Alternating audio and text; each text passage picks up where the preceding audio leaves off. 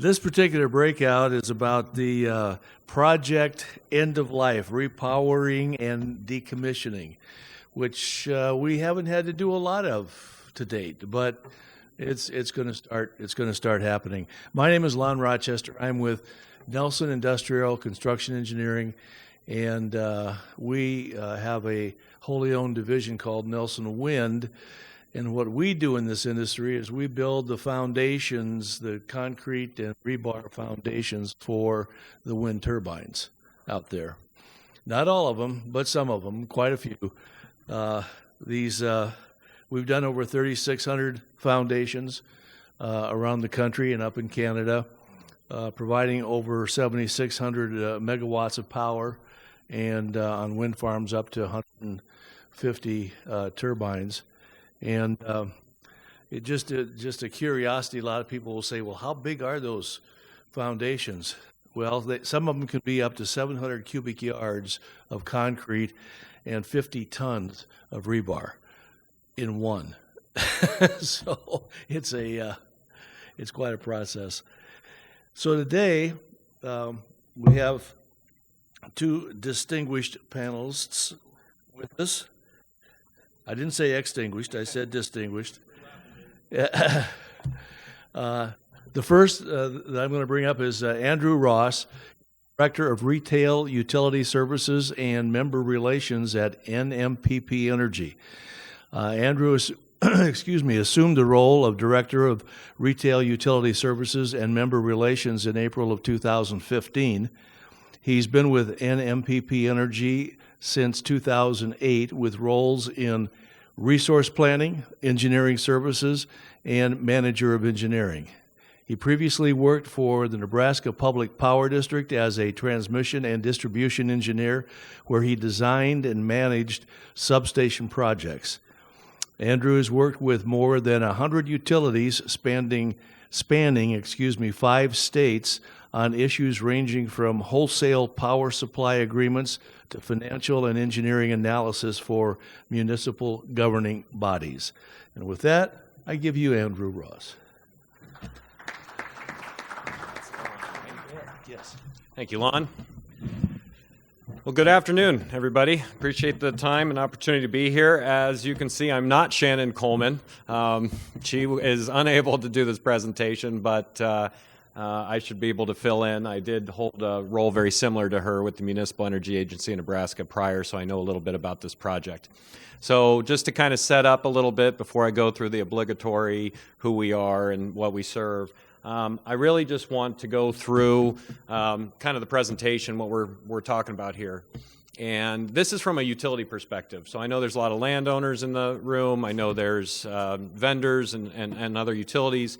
So this is a utility perspective of kind of looking at a wind farm towards the tail end of the life. You know, we're installing a lot of wind turbines. We're installing a lot of renewable generation across our grid. But this is a very early project that we get to see kind of the end of life and some of the decisions that came out of that from the utility perspective. So Municipal Energy Agency of Nebraska, which is a segment of NMPP Energy, is a wholesale-only utility that covers 4 states.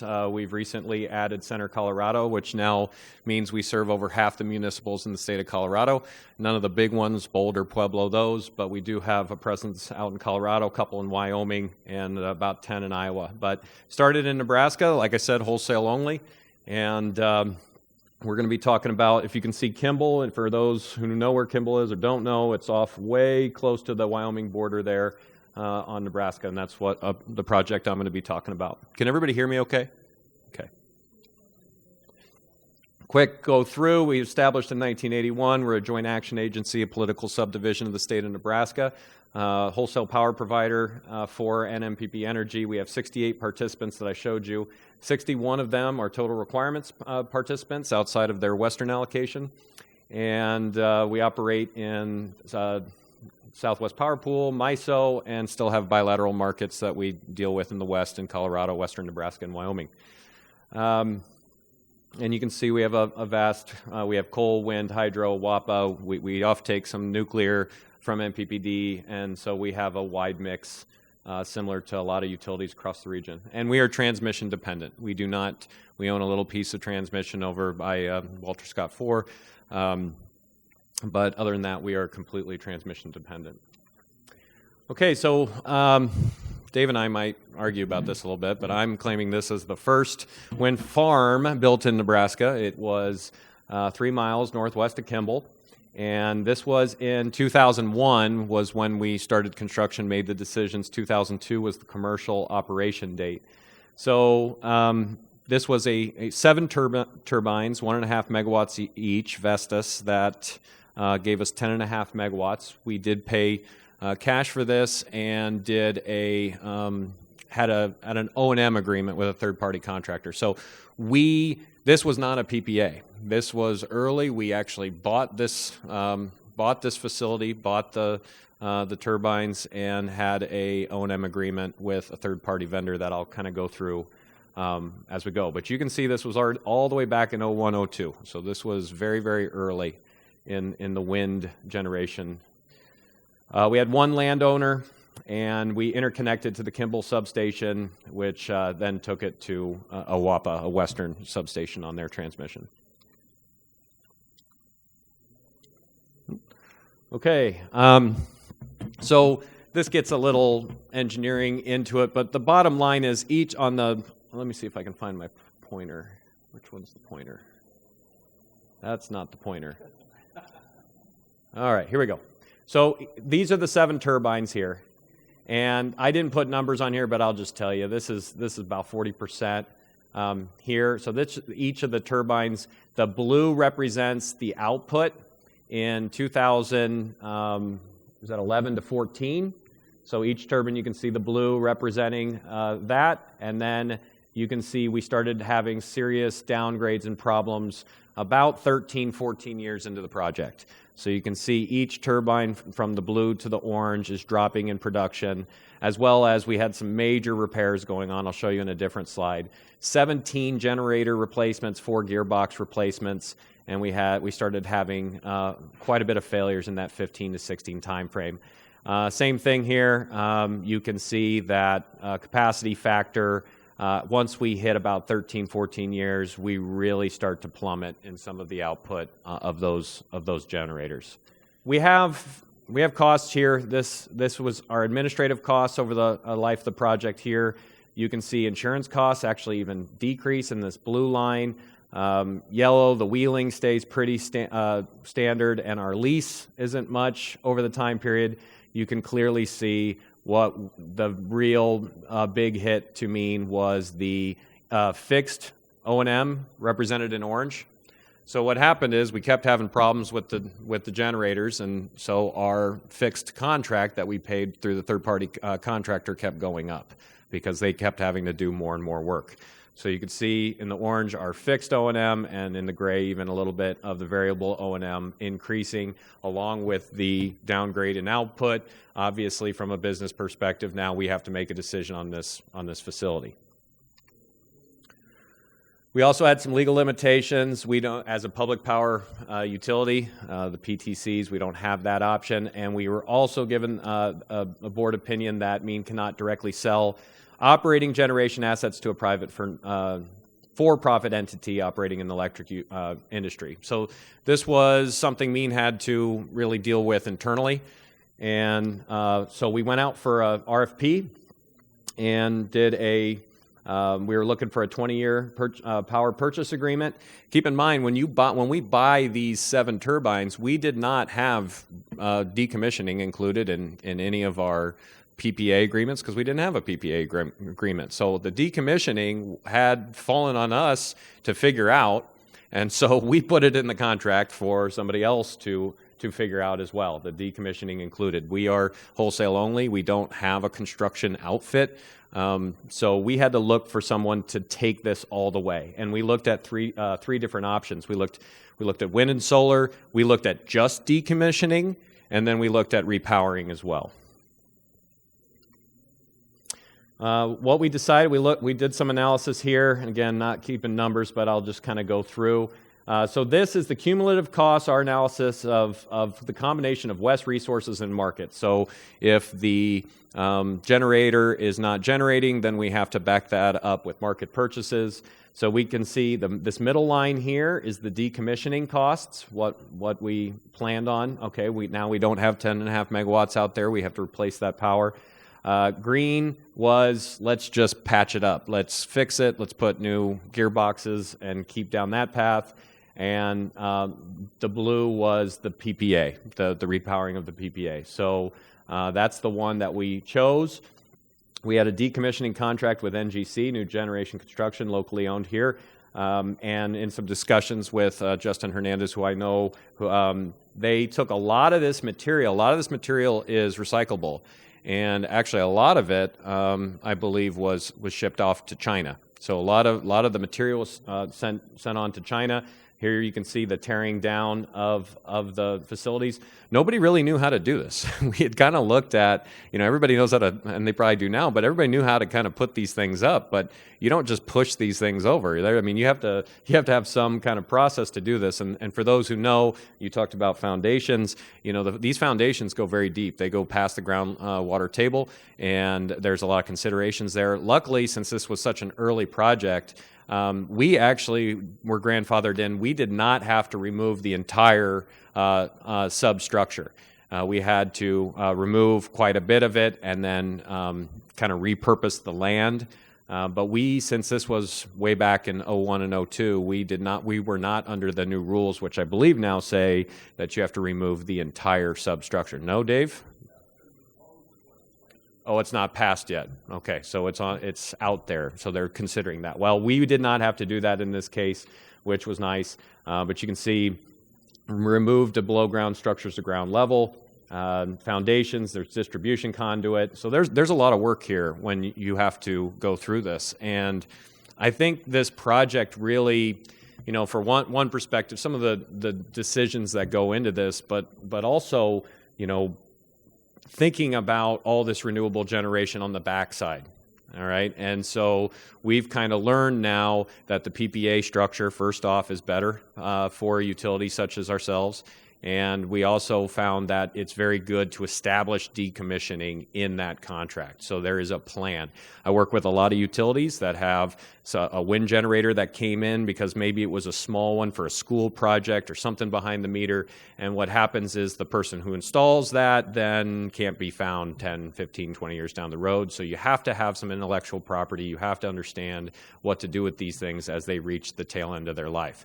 Now, capacity factors have increased, technology has increased, but these things will still eventually wear out and become financially obtuse, if you will. So this is the PPA we went with. It was 12 turbines, but these were larger. Instead of 1.5 megawatts, they were 2.5 megawatts each. GE turbines. They had an 80-meter hub height, 116-meter rotor diameter for the engineering nerds in the room, and 20 years of length. It was a PTC included, an energy-only price. And for the landowners in the room, the original 7 turbines were on one landowner. This actually expanded to 7 different landowners that we put these on. So we used a very similar site, same kind of interconnection, WAPA transmission system, and we had some guarantees in the contract for availability and annual generation. We can curtail, but we have to pay to curtail, and decommissioning is included in the contract. So I think that might be standard now in PPA structures, but there are a few things you should always think about as you do these PPAs. You should think about decommissioning, and you should definitely think about losses. Losses can always be an issue when you do a project such as this. So we went from 10.5 megawatts as the first wind farm in Nebraska in Kimball, 10.5 total to 30, and we were proud of the way it worked out. And so the official decommissioning date of that facility was October 30 in 2017. Kind of proud to say that we had commercial operation inside of 1 year on June 29th, 2018. And as you saw before, if I went back to that slide, how am I doing on time? Okay. If I go back to this is risky here. It doesn't like this slide. So you can see here, I can tell you that, or I'll go here on the capacity factor, this red line here, So down here, this is 20%. So you're looking at in 15, 16, we're now at about 23% capacity factor on that facility. And if I fast forward on the new 30 megawatts, obviously they're new, but we have some initial output of 43.5% now on the annual capacity factor. So again, good things to know on the decommissioning side, some of the decisions that we had to go through on something at the end of life, since so much of the renewable industry is kind of in getting these things out there, right? Get these things installed, get these things tied into the grid, which is a good thing. But same with solar too. I'm sure Dave's going to rope me into a solar decommissioning at some point. But you know, we got to think about these solar panels too. What are we going to do at the end of those life? You know, when those are in 20, 25 years, there are some recyclable things to think about. There's some chemicals in there. We've got to have a good plan for when these things turn over. Just like our civil infrastructure on our transportation system, on our transmission system, we're rebuilding our transmission and roads and things like that. The renewable generation's the same way. You saw all the decommissioning stuff that comes out of OPPD with their nuclear plant. So it's a different animal, but it's still something you absolutely need to think about as you go through a project, on the front end, in the middle, and then at the end. Yeah, thank you very much.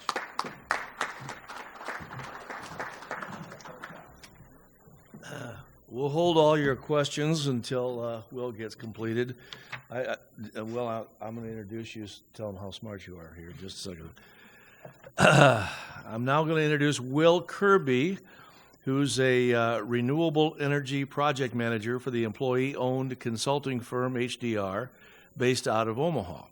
Will is a professional civil engineer experienced in the design of renewable energy and interconnective projects. Will manages design teams and projects related to solar energy, wind energy, battery storage, and interconnection systems around the country. He also has a background in sustainability efforts for HDR and his clients. I present to you Will Kirby.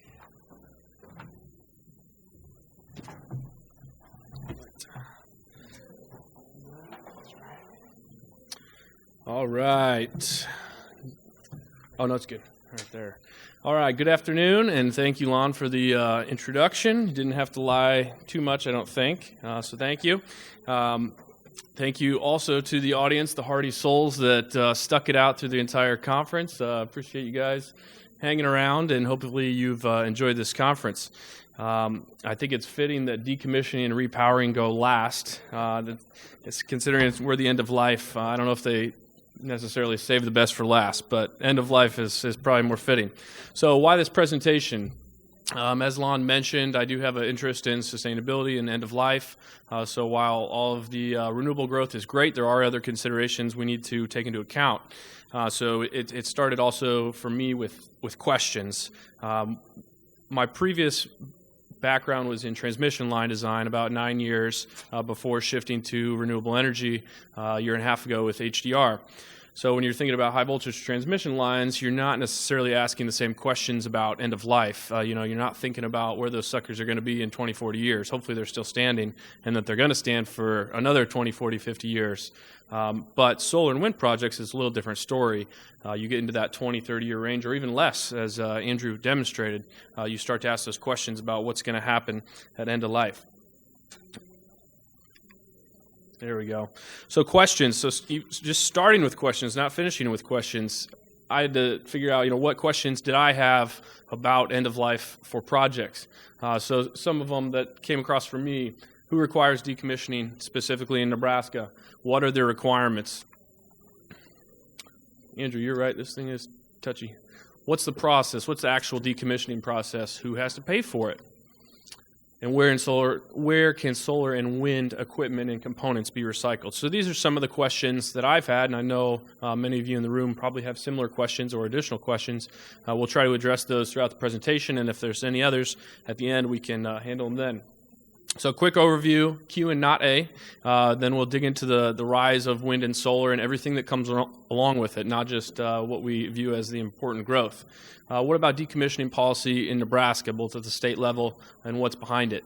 Then we will jump into actual decommissioning processes, and we'll have some decommissioning considerations and takeaways at the end.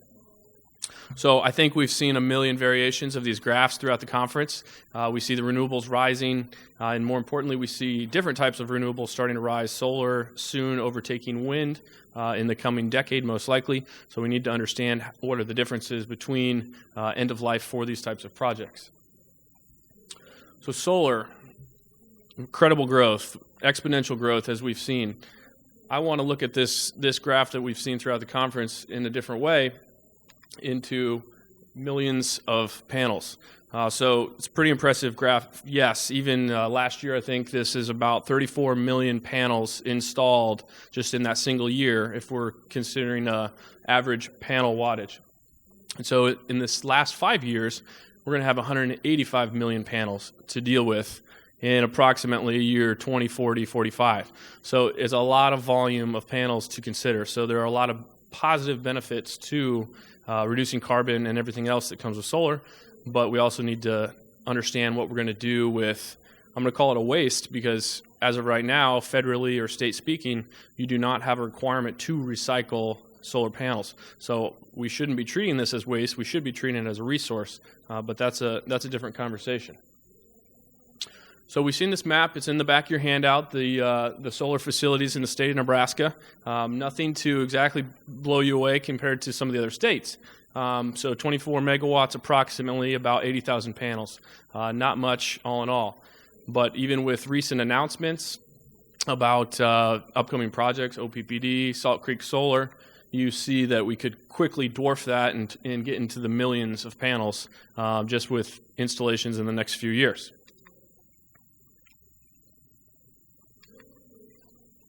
Okay, so where nationally is solar being installed? Well, a lot of the typical states that we see, Southwest, Southeast is growing a lot, even East Coast. In terms of where are the recycling facilities, you can see they are scattered around the nation. The filled-in stars represent facilities that can handle the entire panel, while the white stars represent facilities that can only handle certain components. So when you're talking about recycling thousands or millions of panels, where those recycling facilities are becomes important, becomes a very important cost component. We'll talk a little bit more about that later. So now switching back to that wind map that's in your handout, we have a little bit more mature industry in the state of Nebraska, about 2 gigawatts installed and using an average turbine size about 1,300 turbines. So again, it doesn't seem like an overwhelming number, but you think about 1,300 turbines, the size and scope that Andrew described in his presentation, it's a lot to consider. And where can wind turbines be recycled? Well, the good thing is the majority of those components in the turbine are recyclable. You have a lot of steel, and between conduit and other materials, you have probably places in almost any state or region that could handle those components to recycle. However, there are fiberglass components in the turbine blades and in the nacelle that is a little more challenging. I had recently come across an article about a company based out of Washington that does recycle the fiberglass, or probably more accurately, it downcycles it into fiberglass pellets that can be used in other industries. And so they have a facility in Texas, and I think they might be expanding, but you can see there's only 2 locations, and we have wind projects scattered all around the U.S., and specifically near us, there's nothing very close. So the costs to ship those blades or other components back to somewhere else might make things cost prohibitive. Okay, so let's get into the decommissioning policy and drivers.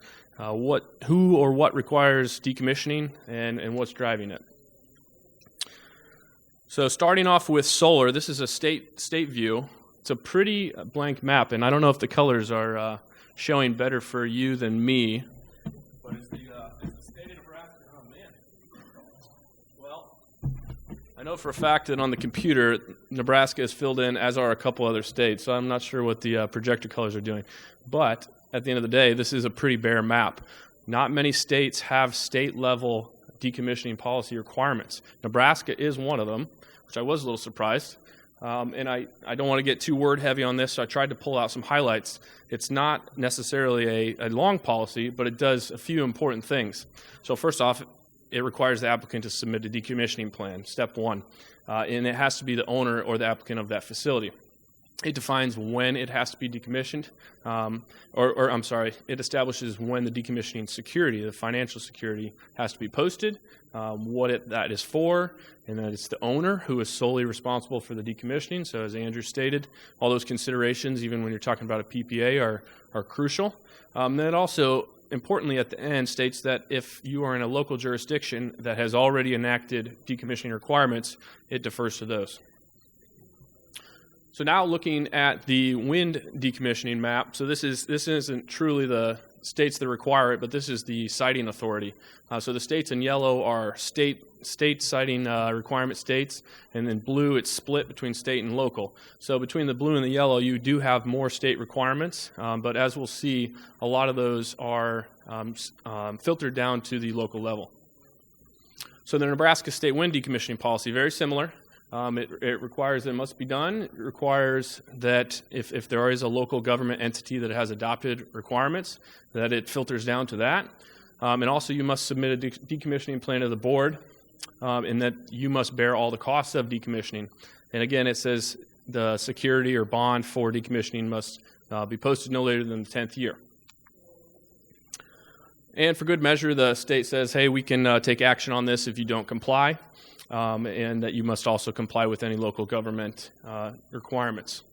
So when it comes to decommissioning, the state does have a say, and it's kind of the catch-all. But when it does come to decommissioning, it's best to think local. A lot of things are going to be driven at the local level. The conditional use permit or special use permit to actually make the project happen, the schedule for when it needs to be completed, cost assurances, sometimes waste and recycling, and other environmental protections are all going to filter down to the local level. So let's take a quick look at a couple local policies. Usually it's county-led, county commissioning or county zoning. So Pierce County is one I highlighted, but also even our host city of Lincoln decided to get in the fun. And usually you don't see that for cities because you think a lot of that happens outside of the cities. But Lincoln has a 3-mile jurisdictional line, I believe, so they have their own large solar decommissioning and zoning requirements. So looking at Pierce, this is pretty simple all in all, but you have to it defines when you have to decommission if the project's abandoned. So in this case, 12 consecutive months. It defines what you have to remove, and it also, again, importantly, establishes who has to pay for it. So again, the property shall be considered abandoned after 1 year of non-operation. And it also here defines how quickly it needs to be removed.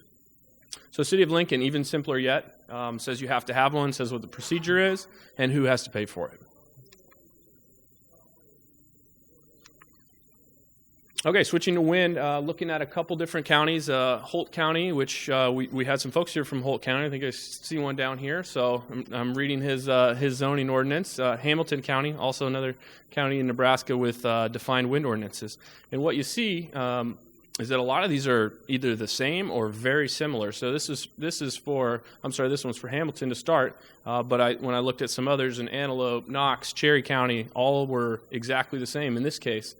So to pull out a few highlights, discontinued or abandoned after a year of no production, it defines what needs to be removed and to the depth. So Andrew mentioned that. In this case, it's 4 feet below ground level. And it also defines the cost component again, who's paying for it. And importantly, with the cost estimate, what you are committing to pay for, it identifies who has to prepare that, a competent party such as a professional engineer or a contractor capable of decommissioning or with that experience.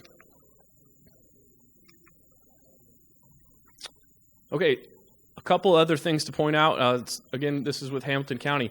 They do have some specific waste disposal requirements. These aren't necessarily tied into that main body of decommissioning, but they are still important to note for the project's duration. That means during the construction of the project, during the O&M phase, and during the end of life, you have to adhere to their requirements. And similarly with county roads, in this case, a pre-construction survey of the roads and bridges in the area, due to mostly all the construction traffic and large equipment, is required.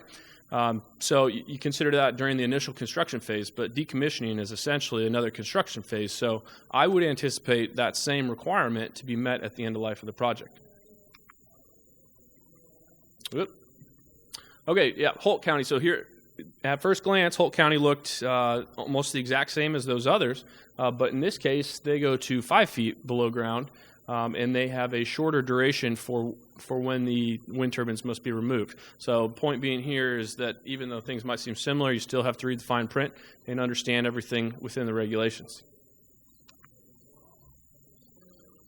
Okay, just working in this industry for a little while and having done some decommissioning plans and projects, I've heard some things that keep coming up that people should be aware of, either for wind or for solar. Some of them are financial assurance requirements, and those getting more specific. Estimates to that cost update on what the actual cost is going to be to decommission the project. What about land restoration? This is always very critical, and that ties right into erosion and environmental impacts during the project and after the project. Local landowner safety is always paramount, and as I said, decommissioning is just another construction phase, so this is important to consider throughout. And then noise and construction impacts, which decommissioning is another phase of construction, so you have to take in consideration all these things. So it is a lot to consider. It's fairly straightforward, but it's a lot to consider. So this is kind of a checklist that I've put together. A lot of these things we've already seen, but what are the defined conditions upon when it'll be initiated? Not just that end of life period, but maybe it's after abandonment or a period of non-production. The time frame for completion, is it 90 days? Is it 180 days? What are the plans for updating the actual plan throughout the life? Maybe regulations change or costs change. Who is responsible for that decommissioning? Is it the owner or is it someone else? Financial assurances for decommissioning costs. Again, very important. Whoops, a couple there. A description of any lease. So this is important. Sometimes there are decommissioning requirements or contractual agreements with landowners. So you need to be aware of all those, especially if you're coming into a project like Andrew was describing. Final electrical and or environmental inspection. This is going to vary county to county, but you need to be aware of what, after decommissioning, are there any electrical inspections that need to happen? Are there any environmental inspections that need to happen before or after? And then the actual removal of the equipment. And I said non-utility owned equipment there because you need to keep in mind with some of these larger projects, you might have co-located or shared assets with the utility if it's a privately developed project. So you need to be aware of the coordination aspect of that as well. And finally, the restoration of the property. 2 conditions prior to, I had solar development there, but solar or wind development, which in the agricultural setting, this is very important to return the land to be used for its previous purpose. So the actual process, I won't get into this too much because I think a contractor could do a great job or about the process in general, but it's essentially installation in reverse. So there are some pre-decommissioning activities that you need to take into account. Maybe it's coordination with the utility, de-energizing the site, and putting in place environmental protections. Once those are all in place, you get into the manpower-heavy activities such as starting to remove all the panels, removing piles, conduit, et cetera, et cetera. So this is a lot of logistics. This is a lot of people on site, and one thing you need to consider, too, is some of these materials might be recycled. Some may even be resold. So you need to understand what the end use is for the materials and make sure you're taking proper precautions. Once all that is done, fences and gates can be taken down, and the site can be regraded if needed. It might not need to be graded whatsoever, or and reseeded to restore the land. Okay, wind decommissioning. Again, installation in reverse. One of the major differences, you're going to have very large equipment on site again. So you're going to have some of those same pre-decommissioning activities, but one of the things you need to keep in mind is that you're going to have that large equipment on site again, so you might have to go through those same surveys, inspections. You might have to prep for crane pads or anything else. So you need to be aware of that phase again. Turbine dismantling removal, again, not a simple process, so you're going to have those large cranes taking down the blades and the nacelle and then the tower and the foundation according to what your local ordinances are. And then you get into cable removal and eventually the same process of restoring the roads and land restoration. In certain cases, you might work with the stakeholders, the local landowners, and see if they want to keep any of those roads, which I know sometimes is the case.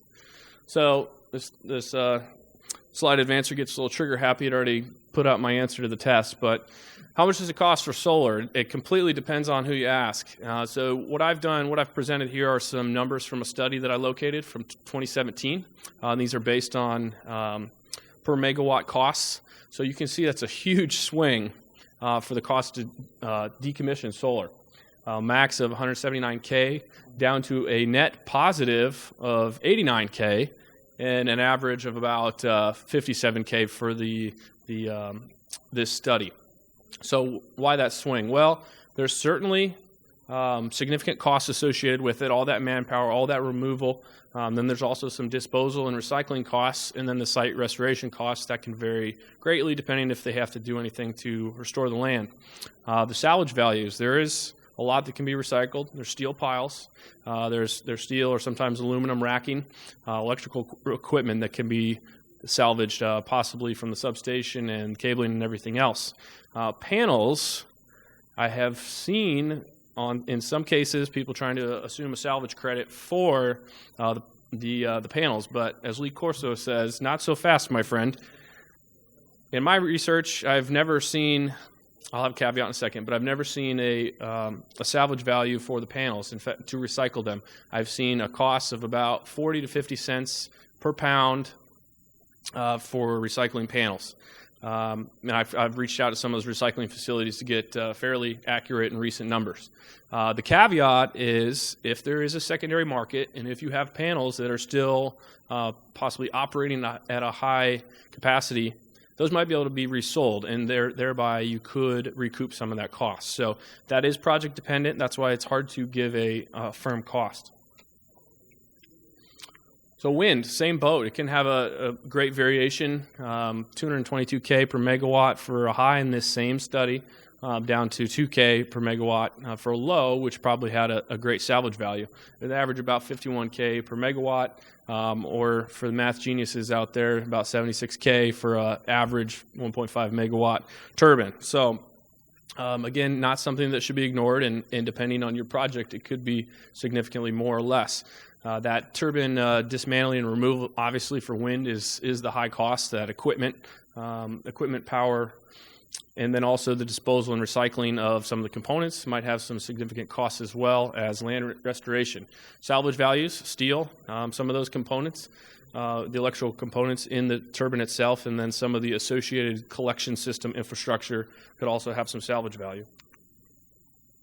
So why decommissioning financial assurance? Well, in a perfect world, everybody does what they're supposed to do and take care of the project, clean it up, get it out of there, get on their way. But we know things happen. Markets crash, companies go bankrupt, and local stakeholders and local governments need to protect their citizens, protect landowners. So the financial assurance piece is very important.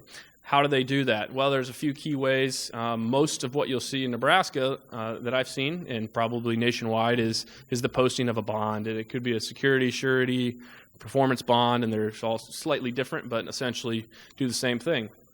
Letter of credit, promised by a financial institution.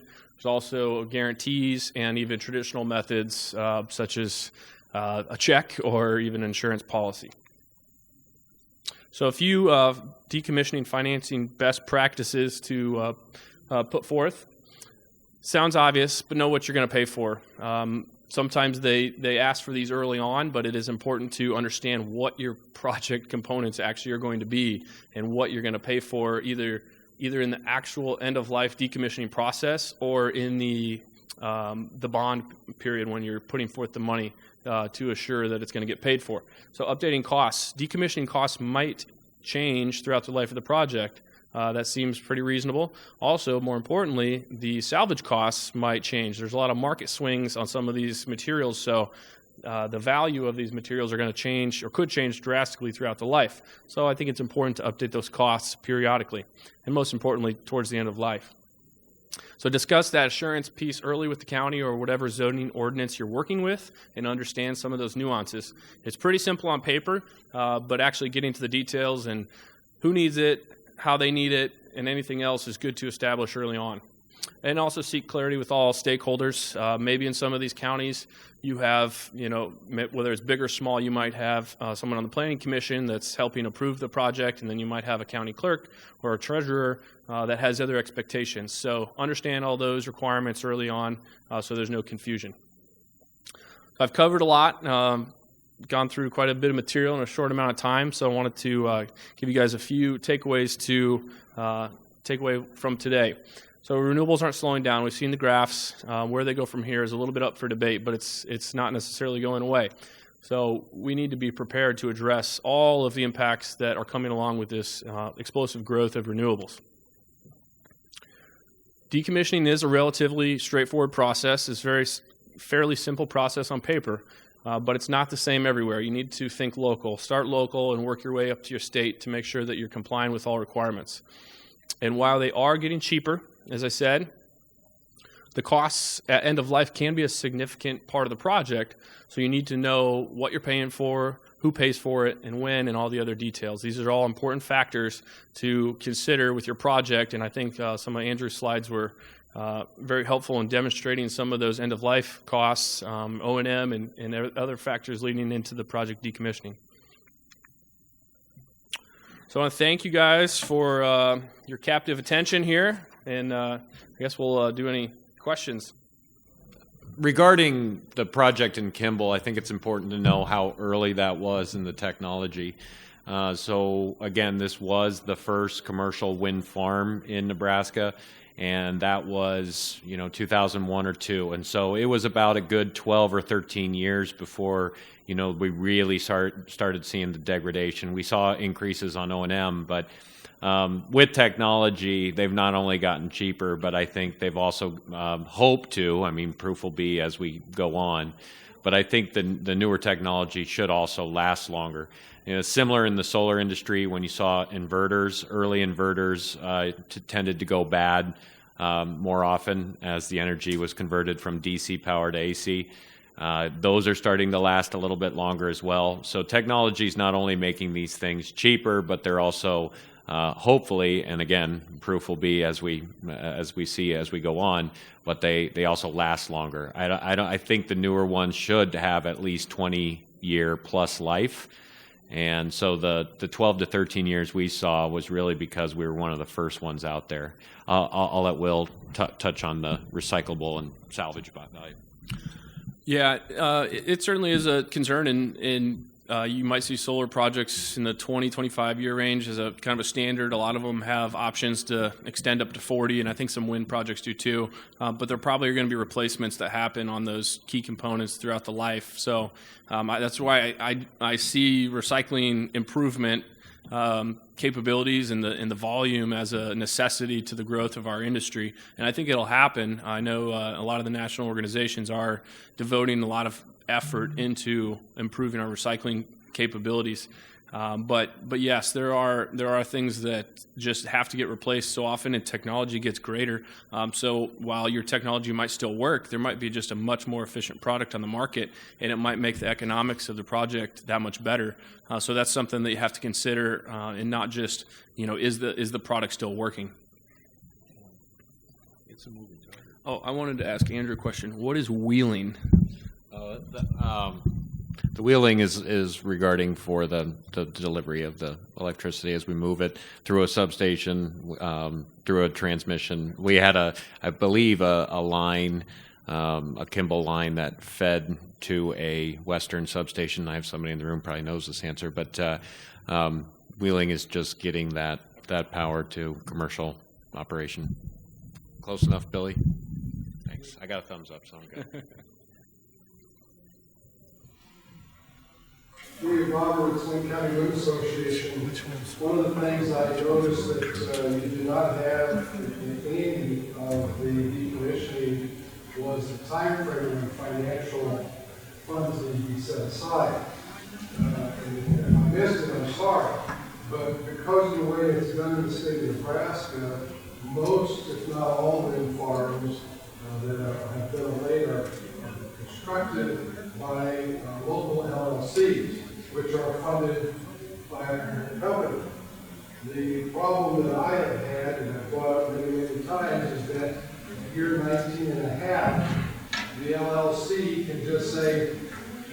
permit, and if you don't have money put aside, and I don't care if the state law says substantial funds, define substantial funds. So, and now when I see that you also have a timeline of decommissioning has to be done within a year after the operational date has happened, you may not have anybody left, and now it's left to the landowner that owns that, that owns the land where this wind farm or solar farm is on. So we've got some holes in the law that does not, unless I missed something. Yeah, I think for the state wind policy, I might have not read it. But it is required to post that security bond no later than 10th year of the project. Security bond for how much? The cost of the project. How much?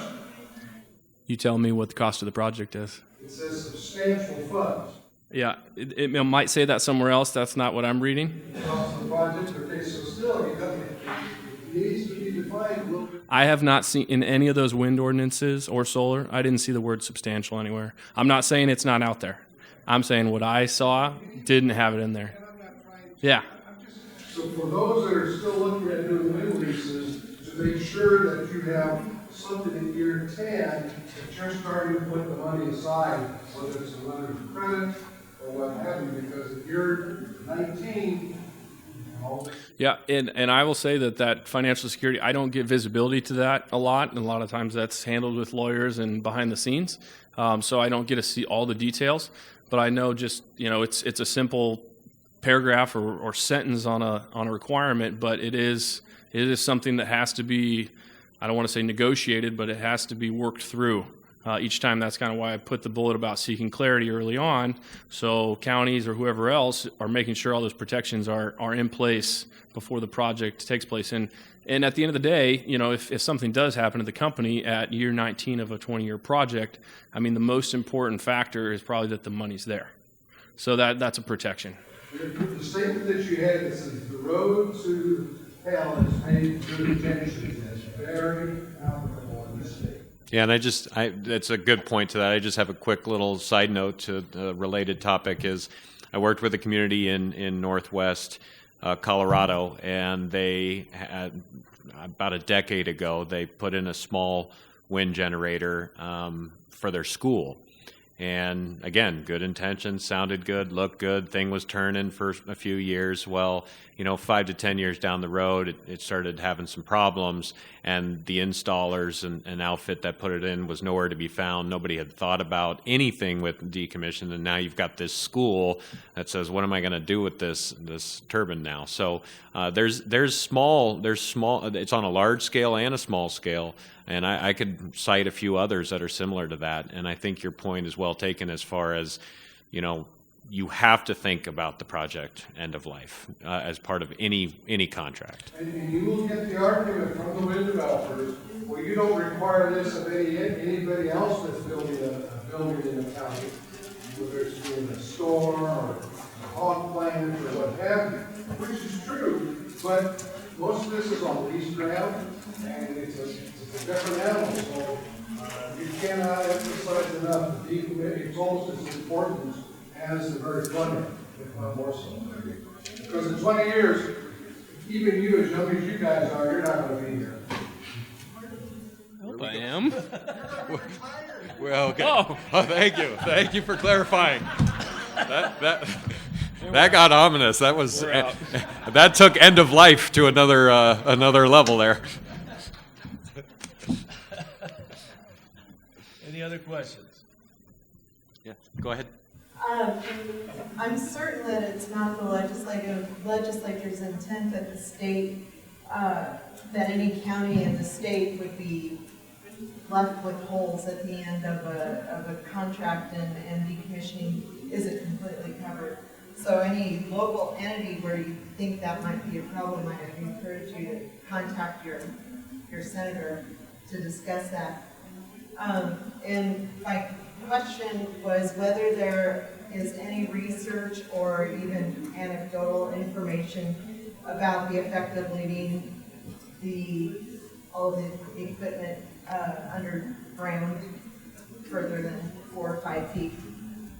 effective leaving equipment or anything underground below 4 or 5 feet? Well, I mean, as you saw, I can't say a specific value on the depth of those foundations. Lon might even know, but they go beyond 4 or 5 feet. So I don't think concrete. I think it's a fairly inert substance once it's down there.